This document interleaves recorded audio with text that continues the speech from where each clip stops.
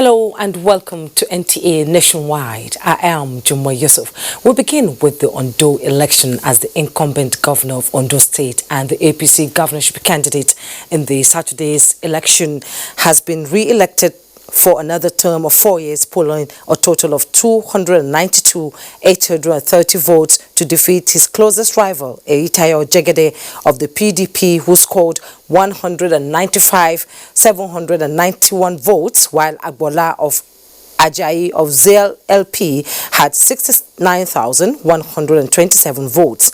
The returning officer, Professor Abel Ido Olayinka, made the announcement in Akure, the Ondo State capital. Oluwarotimi Odrayo Akeredolu of APC secured the highest number of votes among all the 17 contestants. Moreover, it was expected to score at least 1/4 of the votes in 2/3, that's in 12 local governments, but it scored at least 25% in all the 18 local government areas. Then, moreover, the margin of lead, that's the difference between his vote and that of this person, of the candidate who placed second, is higher than the number of cancelled votes. So the margin of lead is higher than the number of cancelled votes. So consequently, having satisfied the requirements of the law, I hereby declare Oluwarotimi Odrayo Akeredolu, Senior Advocate of Nigeria, as the winner, and is hereby returned elected. Governor Rotimi Akeredolu and winner of the election expressed gratitude to God and the people of the state for his re-election. Now talking security matters. I will thank Mr. President Muhammadu Buhari. In particular, I want to thank my brother governors who have been here all the while since we started this, and all of them in the campaign council led by Jide Sanwo-Olu for the wonderful work they have done. I think the campaign council have been most wonderful, they have been most supportive. We are grateful to you, and I thank you all for the great work you have done. So I want to thank also the great people of Ondo State. You are great. Ondo Asenwa. So I thank the great people of Ondo. The wonderful things you have done. I want to thank you, and I can assure you that this confidence you have reposed in us will not be thrown away. We will hold this as a sacred trust to continue in a style of leadership which I believe this is more or less a validation of that style of leadership. I thank you. Now talking security, Inspector General of Police Muhammad Adamu has dissolved the Special Anti-Robbery Squad SARS across the 36 state police commands and the FCT. The IGP noted that the dissolution of SARS is in response to the yearnings of the Nigerian people. All officers and men currently serving in the unit are to be deployed with immediate effect. New policing arrangements to address the offenses of armed robbery and other violent crimes that fall within the mandate of the dissolved Special Anti-Robbery Squad shall be presented in due course. A Citizens and Strategic Holders Forum will be formed to regularly interface with the leadership of the police at all levels and advise on police activities.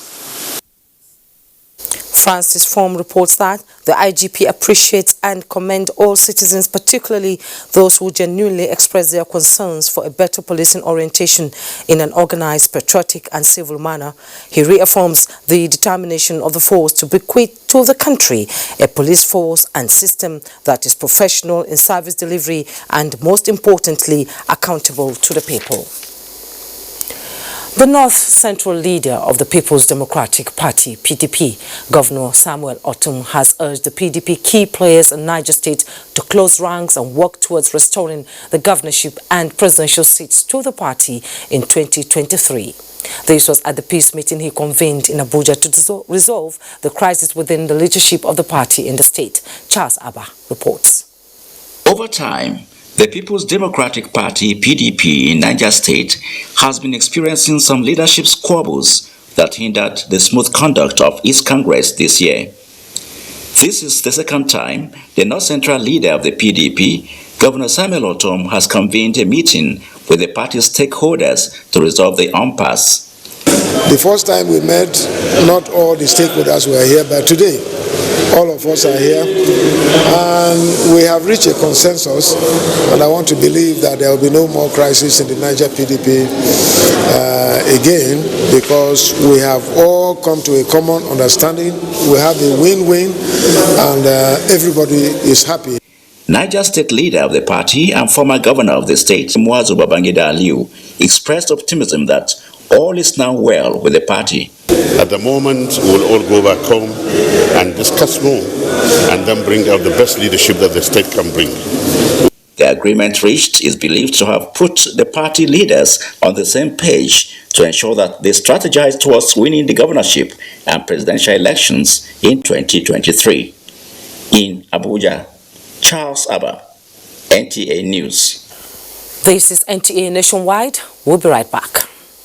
Good desire to upscale your skills and capacities for better productivity? Then you need to attend the following courses organized by NTA TV College, JOS, Archival Management System in the Broadcast Media, date 12th to 30th October 2020. Photojournalism and Photography, date 19th to 30th October 2020. English Grammar and Pronunciation for Broadcasters, date 26th October to 20th November 2020. Protocol Event Management and Public Relations, date 2nd to 13th November 2020. Intermediate Camera Operation Techniques, date 2nd to 13th November 2020. Intermediate Online News Reporting Skills, date 16th to 27th November 2020. The course fee for the 4-week course is 100,000 naira per participant, while the fee for other courses is 80,000 naira only. Accommodation inclusive. Venue for all courses is the serene and secure environment of NTA Television College, near Old Government House, Rayfield, Jos. For more inquiries, please call 0803-314-4383 or 0806-980-9807. NTA TV College, Jos, training you to be the best you want to be.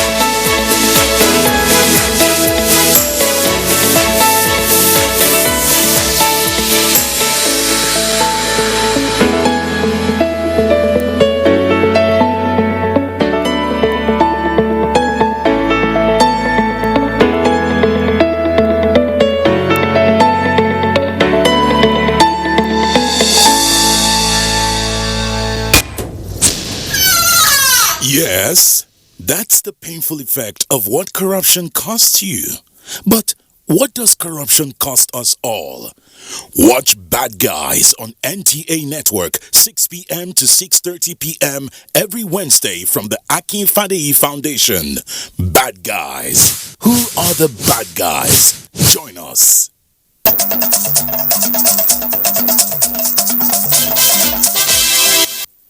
You're welcome back. Attainment of the Sustainable Development Goal 5 has been hinged on gender equality and women empowerment the world over. It's part of the global statistics by the World Health Organization, which shows about 600 million girls aged 10 to 19 possessing limitless individual potential. The girl child continues to face challenges in many countries of the world, including Nigeria. In this respect, correspondent Basi Ita Epang takes a look at the untapped potential of the girl child in line with the theme of this year's celebration, My Voice, Our Equal Future. We promise to make Nigeria proud if given the opportunities. That is what every Nigerian child wants. The opportunity to let her voice create a future. A voice that will change the unfair and unequal treatments given to her by the society. Believed around the world that a girl's child education ends in the kitchen, but that's not true. Women today are great leaders. This mentality that, okay, as a girl, it's scripted that at a certain age you get married, but I won't go with that. The need to take the girl child off the street to the classroom to give her a future in line with Goal 5 of the SDGs is another area of concern as the world marks another International Day of the Girl Child. I feel disturbed when I see my fellow girl or student walking on this road. The lockdown as a result of COVID-19, stakeholders say, impacted negatively on the girl child and stressed the need to put an end to some harmful traditional practices against the adolescent girl. As girls assert their powers worldwide as change makers, there is every need for the world to support them, live free from gender-based violence. There is a general call to action for radical social and political change to pull down barriers of discrimination and prejudice that continue to hold the girls back. Basi Taikba, NTA News. And I now have in the studio Lola Ibrahim, a gender advocate, to talk more on the International Day of the Girl Child. You're welcome to Nationwide. Thank you for having me. We're looking at My Voice, Our Collective Future. And the girl child has long faced the challenges of discrimination, especially here in Nigeria, because of cultural beliefs. So how are we changing the narrative for a girl child in this country? Each day, hundreds of thousands of girls are faced with different types of bias. This ranges from cultural, religious, traditional practices that are harmful to them physically, emotionally, sexually, and psychologically. So in Nigeria, how have we been able to surmount some of these practices that are harmful to girls? We have laws. We have the VAP law, we have the child rights law, but we are still not as close as we ought to be, because in a lot of places you see the girl child is still subjected to either female genital mutilation, early marriage, acid attack, rape, sexual violence, domestic violence, and the lockdown even made this even worse, because a lot of them were at home for a longer period. Now schools are reopening. A lot of girls will not be able to go back to schools because some were subjected to severe forms of sexual abuse. They are pregnant, they have to give birth. So we haven't, in my own opinion, I don't think we have really gone far. We need to do more. We need to advocate more. We need to work more with policymakers. We need to work more with development partners. We need to work more with media to highlight some of these harmful practices and bring it to the fore. Okay, this year's theme, My Voice, Our Equal Future, focuses on attention on the need, to address girls, girls, promote girl empowerment and fulfillment of their human rights. Like you said, COVID-19 has exposed a lot of, issues in our society today. So how are we bringing these girls on board? We can't just be talking about them and they are not on board. How do we bring them? Absolutely. You have said it all. We need to bring them to the table. If you're making a policy, you're not making a policy with the person in mind. You're making a policy for you to implement. So bring these girls, ask them what they want, give them equal opportunities. When we advocate for gender equality and equity, we're not just saying do it in absentia and then bring it and implement. No, if you want a girl to come to school, make policies that will make her want to come to school. Don't give us something that is not implementable. This year's theme is very interesting because it says, My Voice, Our Equal Future. Let's seize the opportunity to reimagine a better world inspired by adolescent girls. Energized, recognized, counted, and invested in. We need to invest in these girls. And keeping in mind the Beijing conference of 1995 and the promises made to girls, is it being kept? I laugh. Has it been kept? No, it has not been kept. It's been 25 years after the Beijing conference. How far have we come? If we're to mark ourselves, that wouldn't even give us 50%. Because in Nigeria, we were advocating for 35%. We didn't even get 10% of the 35%, so we haven't really gone far. And when you invest in women, you're investing in the community, because the woman has multiple ripple effects. She takes care of the home, she takes care of the office, she does a lot. While a man will be thinking of infrastructure, the woman will be thinking of human capital development. She'll be thinking of hospitals, she'll be thinking of our children's schools, So let's invest more in girls. Okay, Lola Ibrahim, gender advocate, thank you so much for coming on Nationwide. Thank you for having me. It's a pleasure. And we hope that all the policies will be implemented in the future. We hope so. Thank you so much. Thank you. The attainment of the SDGs goals will be possible if the girl child is given her right to education. The Minister of Women Affairs, Pauline Talon, said this in an event to mark the International Year of the Girl Child in Nigeria. Basi Ita Ekpan reports that the event took place at Mabushi Community Square, which was organized by the National Center for Women Development. Nigerian girls graciously danced with assurance for a better tomorrow, devoid of unfair and unequal treatment, in line with the theme of this year's celebration, My Voice, Our Equal Future. Without school, we are nothing. We should avoid keeping boys in our life, because we are the future mother of tomorrow. Emphasize the importance of the girl child in nation building. She is a child today, but tomorrow she will be the mother, and the role of a mother is very significant. The choice to celebrate this year's girl's child at Mabushi, DG National Center for Women Development says, is to give the rural girls a sense of belonging. They are the ones that really deserve to be encouraged to enroll in school. They need to be developed. Their right has to be protected. It was time for girls' talk. Sex is a no-go area until you are what? Married. So all of you men that are looking at me, that I'm talking, keep away from our girls. The International Day of the Girl Child is marked on the 11th of October every year to highlight some of the challenges the girl child faces in the society and the need to support her to fulfill her rights. Basi Taipan, NTA News. And our second guest in the studio is Samira Daniel Bello. She is a student of Oxford Manor College, Abuja. You're a girl. How does it feel to be a girl in Nigeria? Good afternoon.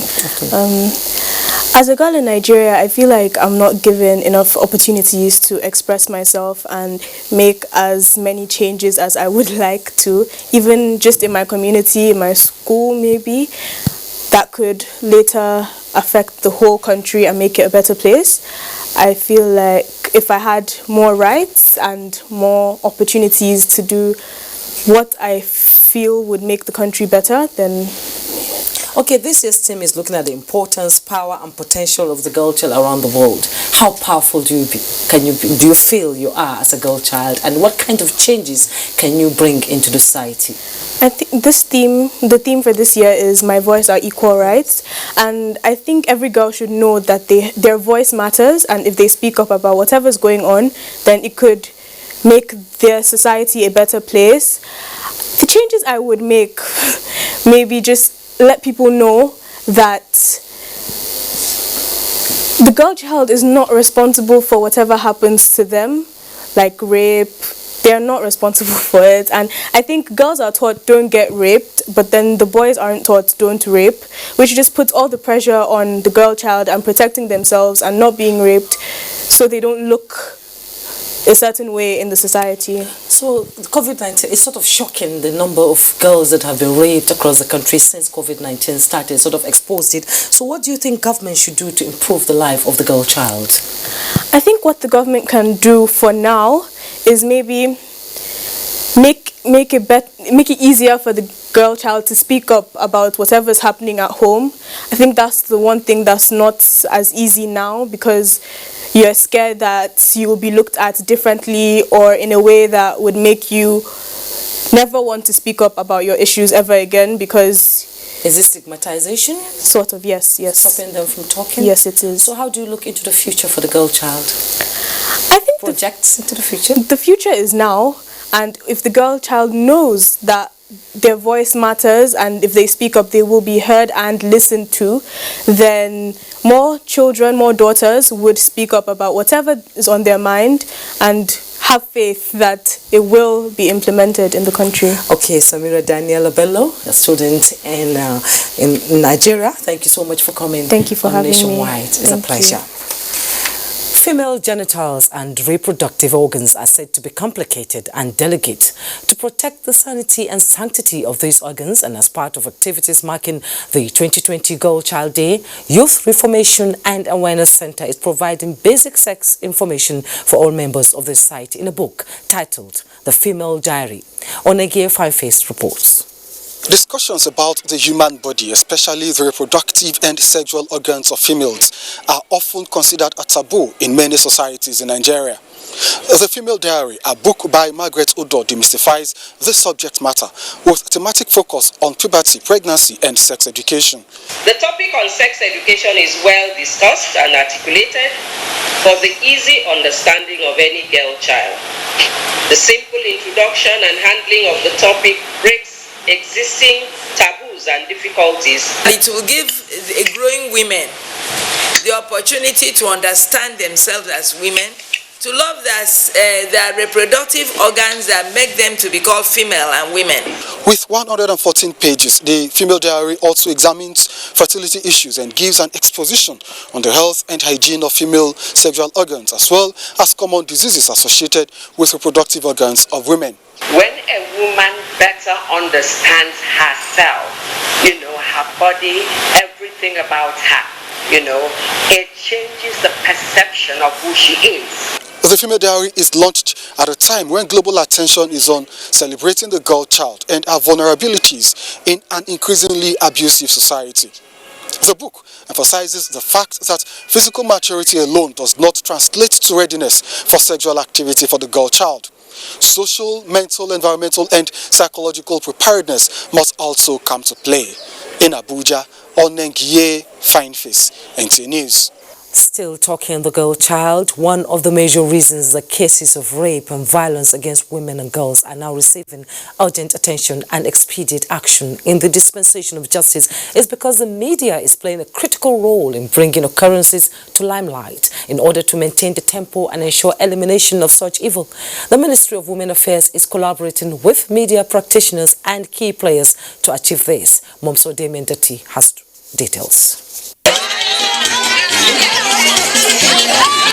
Nigerian girls graciously danced with assurance for a better tomorrow, devoid of unfair and unequal treatment, in line with the theme of this year's celebration, My Voice, Our Equal Future.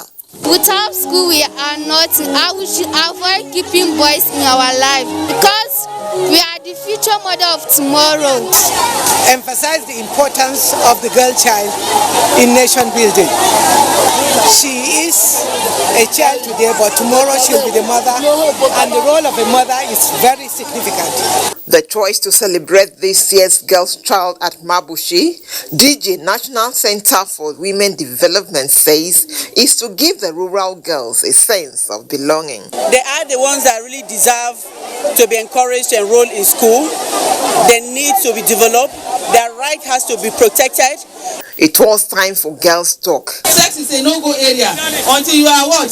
Married. So all of you men that are looking at me, that I'm talking, keep away from our girls. The International Day of the Girl Child is marked on the 11th of October every year to highlight some of the challenges the girl child faces in the society and the need to support her to fulfill her rights. Basi Taipang, NTA News. That was the report by Basi Ita Etpan. Momso Damien's dirty report will come in the course of the report, the news. NDLEA gives scorecard for third quarter of 2020. Let's join Awal on this and more in Lagos Network Center. Hello, Awal. It's good to see you. Jimmy, good afternoon. A total of 228 drug offenders were nabbed and over 5,000 kilograms of illicit drug substance were seized by the National Drug Law Enforcement Agency, NDLEA, in the third quarter of 2020. Commander NDLEA Lagos State Ralph Igwenagu, while analyzing efforts of the command at checkmating the act, read the agency's Riot Act to drug offenders and abusers. Abolade Salami reports. With various policies instituted to control the menace of illicit drug abuse among youths in the country, the Lagos State Command of National Drug Law Enforcement Agency is putting to maximum use its arsenal at making arrest of offenders. The command in third quarter of 2020 charged 145 drug dealers to court and seized cannabis sativa weighing over 5,000 kilograms, cocaine, tramadol, as well as heroin in various sizes. We also carry out public enlightenment, to carry out sensitization, to tell the world that drug use is dangerous to health, that it's not beneficial to anybody to get involved in the use of drugs. And through that, some people are dissuaded from getting involved in it. And then, for those who are recalcitrant and are arrested, we prosecute them. In the same period, 83 drug users were successfully cancelled and reunited with their families, while some suspected drug dealers were paraded. So he started, the same day he gave me this market was the same day I was caught, sir. Because when I do this, I know that it's problem on it will be like this. Going forward, the synergy with other sister agencies, the command affirmed, will be strengthened. In Lagos, Abolade Salami, NTA News. The past few months have been challenging for many Nigerians as a result of the COVID-19 pandemic, especially its economic consequences, which has left many frustrated and helpless. The situation has increased the need for mental health and psychological support. As the world marks World Mental Health Day, Joy Ken Abakboya takes a look at the importance of mental health to overall health. Mental disorder affects one's mood, thinking, behavior, and ability to function in ordinary life. It may be persistent, relapsing, or occur as a single episode. Mental illness include depression, anxiety, eating disorders, schizophrenia, dementia, and addictive behavior. It can arise as a result of genetic composition, psychological and environmental stress. Substance and alcohol abuse have also been traced to mental illness. There's what we call alcohol withdrawal. In alcohol withdrawal, the person starts experiencing things like hearing strange voices, starts seeing strange things, and those voices he's hearing can actually tell him to jump into the lagoon. So all these things are interlinked. Part of the effects, fallouts, is this issue of suicidal tendency, and suicide is on the increase in our community now. Experts identify the symptoms of the disorder to include reduced ability to concentrate, extreme mood swings, paranoia, and hallucinations. Other symptoms are excessive anger, hostility, violence, suicidal thoughts, as well as major changes in eating habits. Mental disorder, experts say, can also affect children. But with early detection, especially in children, mental disorders can be appropriately managed. Statistics reveal that 64 million Nigerians suffer from one form of mental illness or the other.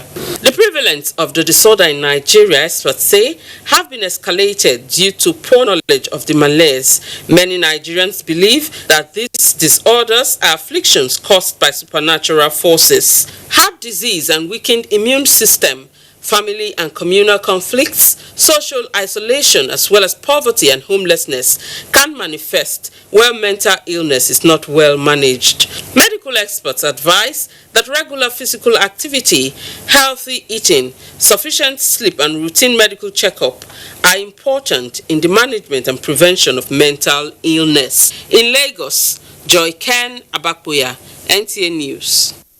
You're watching NTA Nationwide. It's back to Juma in Abuja for more reports. Juma? Thank you, Awal. Now moving to infrastructural development, fixing the power sector to stimulate growth and development of Nigeria remains on the priority list of the federal government in 2021 with 198 billion naira earmarked for capital projects. Joshua Ojito reports on highlights of the 2021 budget estimate for the power sector. tagged Budget of Economic Recovery and Resilience, power is among 3 sectors with highest capital votes. The 2021 budgetary allocation is 71 billion naira higher than that of 2020. The plan is to complete ongoing projects. Other key projects captured in the 2021 budget include implementation of rural electrification projects in all states of the Federation and the FCT, as well as federal universities. Work on the Mambila, Zungeru hydropower plants, and Kaduna gas power plant are also to be sustained in 2021 as provisions have been made to offset debt owed to local contractors, pay compensation and resettle affected communities.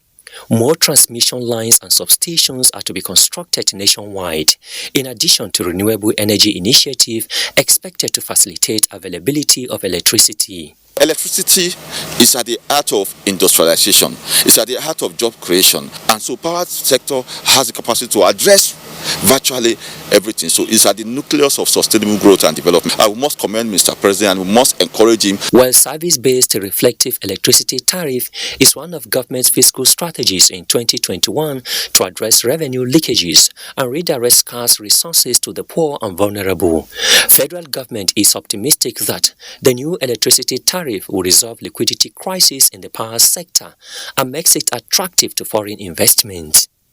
Power sector recovery program being implemented by the Presidential Power Initiative is driving the reforms in the sector.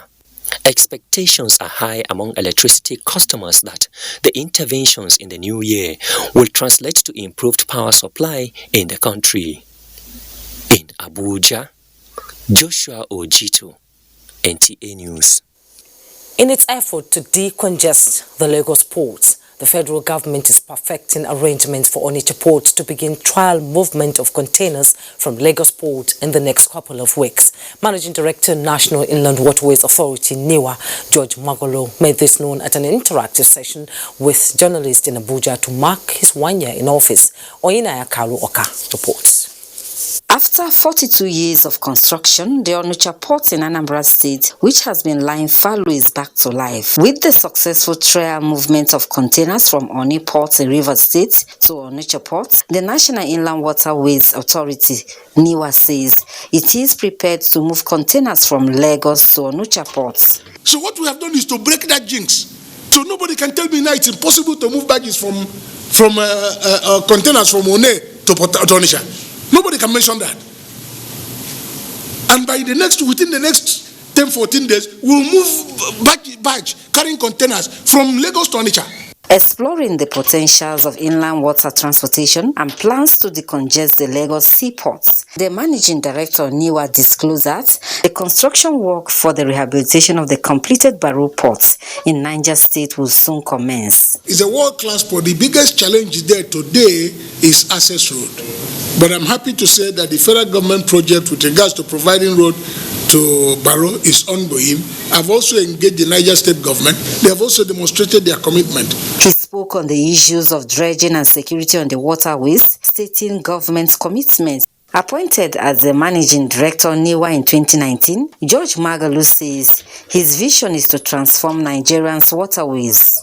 Oyinaya Kalu Oka, NTA News.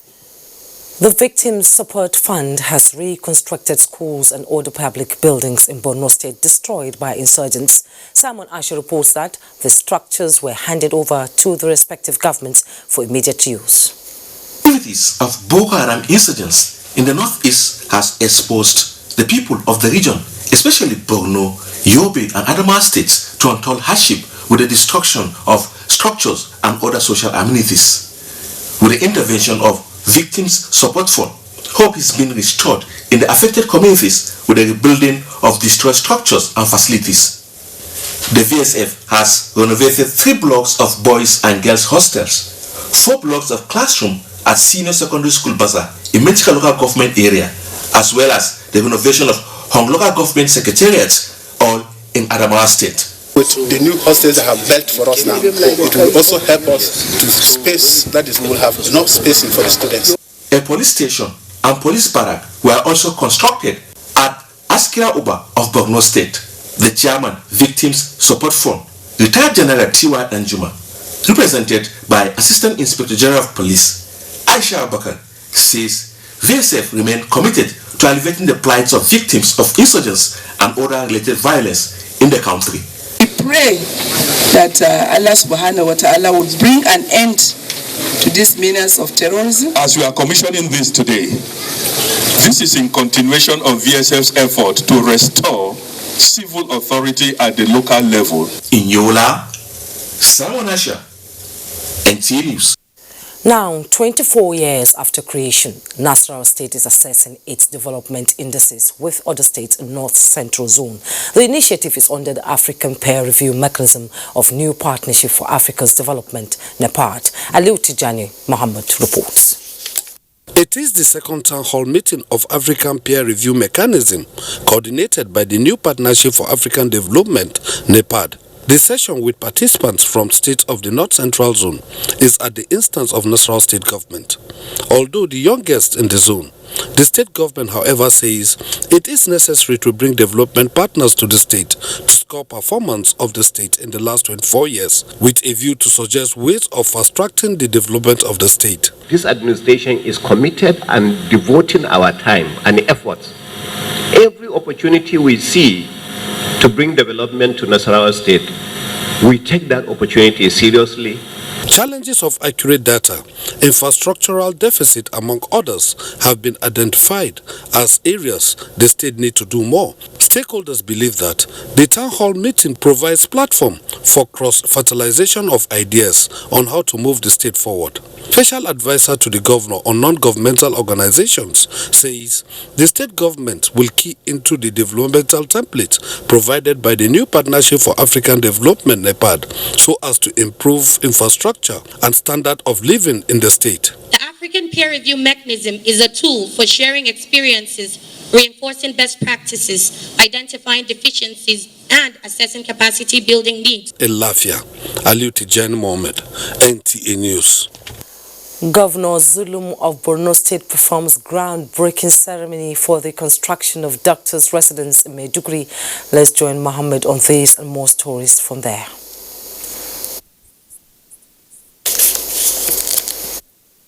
My thanks as always for joining us in Maiduguri. In a bid to enhance the productivity of doctors in Borno State, Governor Babagana Umara Zulum has performed a groundbreaking construction of 60 units of 3-bedroom flats for resident medical doctors and other medical personnel operating in the state. The estate is sited opposite Umaru Shehu Ultramarine Hospital, Maiduguri. Mohammed Goni reports.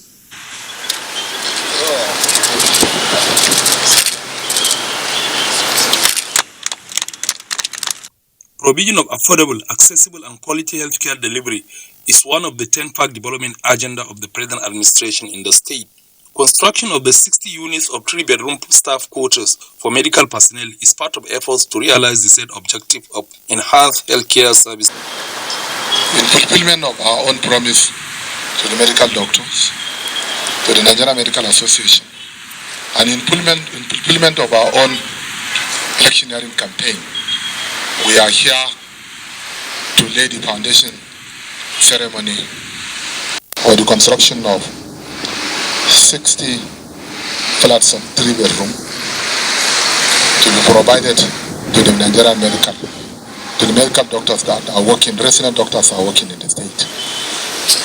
While similar projects shall also be carried in other health institutions across the state with a view to facilitating retention of medical workers in the state's payroll. I wish to sincerely thank you for this onerous gesture and promise you that it will not only go a long way in reboosting the morale of healthcare workers, but it will also extract the commitment of every doctor in Borno State Service to provide their best for the betterment of our people. The estate will be equipped with social amenities, including football pitch. In Maiduguri, Ahmad Goni, NTA News.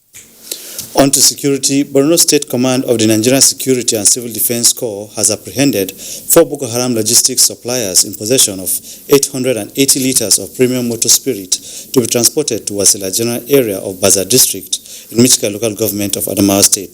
Yagun Subuka reports that 5 other suspects were also paraded for involvement in various criminal activities. I'm here to correct the mistake that I made, which I've already learnt the lesson already, and I've already taken to the correction. Idan mai ne a black market ake sayar da shi. Har da masu smuggling ma suna zuwa sai mai wurin. Abin da yasa aka rike ni abin da ne abu ne wanda na yi laifi. Shi yasa aka rike ni. These are some of the suspects confessing to their various crimes, alleging to regret being indulged in the criminal act.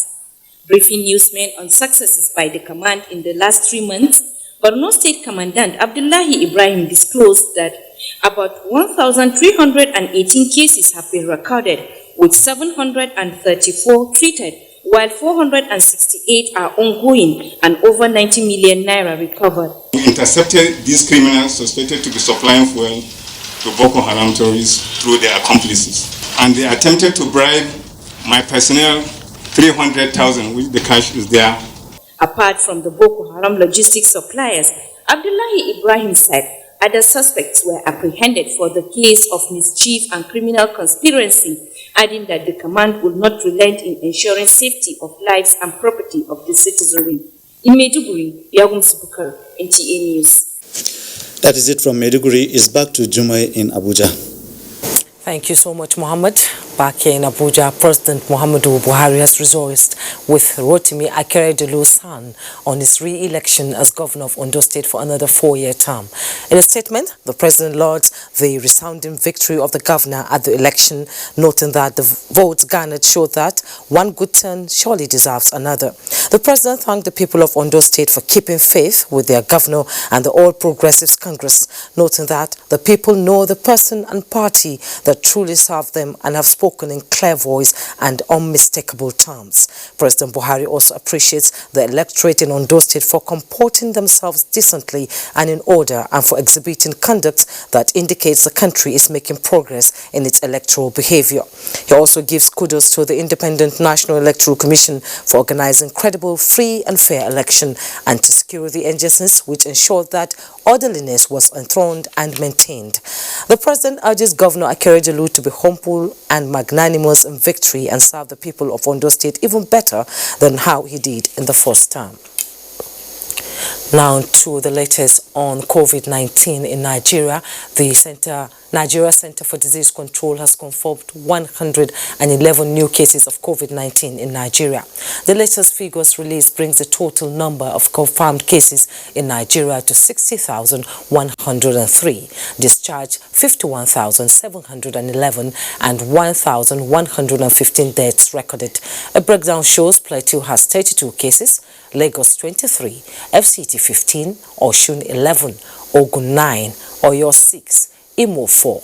Other states on the list include Bauchi, Kaduna and Yobe with 3 cases each, while Rivers has 2 cases. Space science and technology has proven to be a critical driving force in revolutionizing the world amidst the dreaded coronavirus. Nigerians should therefore take advantage of the innovation to utilize space technology and the byproducts to make significant strides in optimizing resources for national security and socio-economic development of the country. This came to the fore at the 2020 National Space Research and Development Agency Distinguished Lecture in Abuja. Adebola Brooks Sunday reports. The crisis caused by the novel coronavirus has no doubt created disruptions across the globe, with each sector of the economy impacted in different ways, with strict lockdown policies being imposed across cities and countries. Satellite became an essential part of critical infrastructure needed to safeguard societies during the period where manpower is severely reduced. The pandemic has highlighted the need for the cohesive digital ecosystem and the urgency of ensuring connectivity everywhere, anywhere, to protect, inform, and support people. Key players in the space technology industry say, just like in the past when satellite data was used to predict the outbreak of cholera, the technology is developing a model that will help predict where any pandemic is likely to emerge and its impact on communities. Our challenge is to save lives today while buttressing the pillars of security for tomorrow. With satellites, all these are visible. The provision of direct connectivity, which is keeping millions online while in isolation or at home, tele-education, monitoring changes on Earth through Earth observation data, as well as enabling telehealth solutions and e-governance are some of the interventions provided by the technology. Adebola, Brooklyn Sunday, NTA News. Moving on, the National Commission for Refugees, Migrants and Internally Displaced Persons has donated relief materials to the internally displaced persons at Nhogwa in Benin City. Obe Otobo Apresea reports that the gesture is part of the federal government's commitment to alleviating the plight of IDPs across board. The International Christian Center Nhogwa houses about 3,000 internally displaced persons, mainly orphans and widows from the northern parts of the country who deserted their homes following Boko Haram unrest. It has been months of lack here in the camp, with shortage of food items and other basic amenities. We try to make farm, the grown-up ones, we try to make farm around to plant vegetables and corn and other things, but it's not always enough to feed them. These food items, 90 bags of rice, 50 bags of beans, 50 bags of ground maize, millet, palm oil and other food items are relief materials donated to the camp by the National Commission for Refugees, Migrants and Internally Displaced Persons. The Federal Commissioner for the agency, Senator Garba Bashir Mohammed, who presented the food items through his representative, says the support is geared towards mitigating the plight of the IDPs. The federal government, they are very passionate about the displaced persons, and we have attended so many interventions in the 6 geopolitical zones, and we are still intervening. The beneficiaries are grateful for what they describe as a timely intervention. I'm thanking President Muhammadu Buhari for bringing us this, and now we are needing more. We have been praying that God should provide for us, and God use him to provide it for us. The Commission assured the IDPs of federal government's readiness to better the lives of all Nigerians, especially the displaced. In Benin, Obehi Otoba Presai, NTA News. Some vulnerable members of Kurudu community have been shown love from a non-governmental organization as Esperanza Momo Foundation distributed palliatives to the elderly, the physically challenged and others with underlying issues. Kolo Muhammad reports. It's believed that economy and social bridges get crossed when supports arrive. That was the case of the people of Kurudu community in the FCT when it turned out it was their time to smile. When they get this palliative, I know and I believe it will help a lot and it will touch lives. The foundation says several other communities have also been reached, and they reiterated their willingness to support more communities across Nigeria. Today we decided to come to Kurudu to touch the people in Kurudu's life, which we have been doing it. And with the help of God, we are here to touch people that don't have what to eat today. Foundation is actually out primarily to cater for the needs of the very needy, especially those who cannot readily afford a simple thing as food. Beneficiaries who spoke in local dialect expressed gratitude to the foundation for the gesture. Widows and orphans were also not left out. In Abuja, Kolo Muhammad, NTA News. We'll take another break. Do stay. Candidates who applied for admission into Ahmadu Bello University NTA TV College degree program in mass communication for 2020-2021 academic session are invited to a post-UTME and direct entry screening exercise scheduled as follows. Date: 15th to 17th October 2020. Venue: NTA TV College premises, Rayfield, Jos. Time: 9 a.m. daily. Screening fee: 2,000 naira, paid through the remitter platform in any commercial bank in favor of NTA TV College, Jos. Eligible candidates are those who indicated NTA TV College as their first choice and scored 180 and above in the 2020 UTME examination. Candidates are expected to come along with the originals of their O-level certificates, JAMB slips, birth certificates, indigenship certificate and proof of payment. Direct entry candidates are expected to come along with their original diploma certificates, A-level results in addition to the other credentials mentioned above. Shortlisted candidates without O-level results will not be cleared by JAMB. Therefore, all candidates are advised to visit any JAMB office or accredited CBT center nearest to them to upload their O-level results. Wearing a face mask is compulsory for admittance into the college premises, in addition to strict observance of other COVID-19 safety protocols. Announcer, Registrar. NTA News 24, a 24-hour news station, brings to you news and happenings 7 days a week. News at 10 a.m., news update at 11 and 1 p.m. News desk at 3 p.m. and 6 p.m. and late evening news at 11 p.m. Follow us on any of our platforms and keep abreast of events and current affairs within and outside our shores. We are on DSTV channel 419, GoTV channel 46, Star Times channel 101 and Free TV channel 703. Join us. A new edition of TV Guide is out, featuring great personalities from all walks of life. Expository interview with a young TV presenter who shows passion on what she does, Morayo Afolabi Brown of TVC. Pick a copy of this compendium of mind-blowing stories and get abreast with issues as regards media convergence, leadership, health, star profiles, star programs, fashion, sports, human angle stories, and lots more. Meet some media professionals within our space who have paid their dues in no small ways. TV Guide, very incisive, very educative and compelling. Grab a copy at the vendor near you or NTA stations nationwide. TV Guide, your indispensable companion.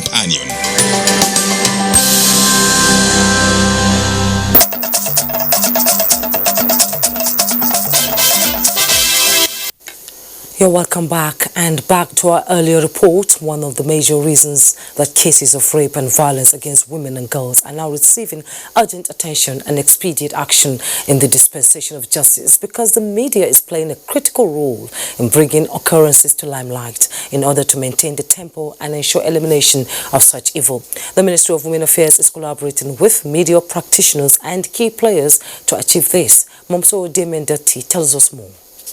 My aspiration as a female child, that I see all the female child get their rights and to see them go to school. With the education I had, made me know that I could actually speak up as a girl child, not only as a girl child, but also as a child.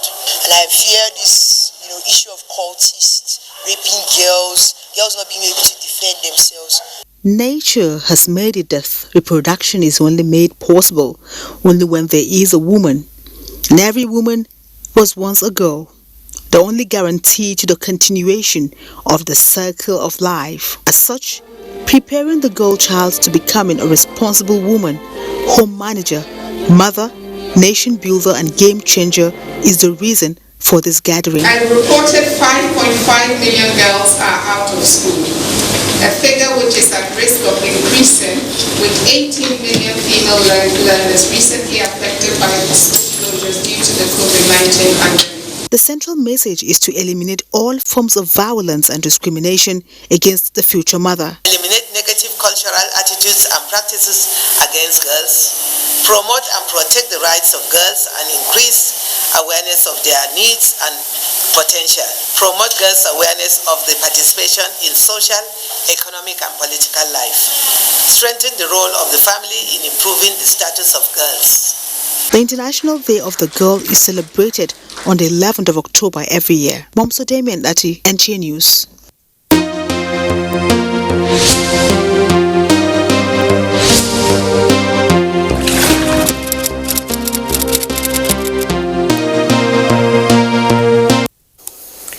And on sports update, we hear that Rafael Nadal has defeated Djokovic at the French Open Finals 3-0. The details. And that's nationwide for today. Thanks so much for watching. Do have a fruitful week ahead.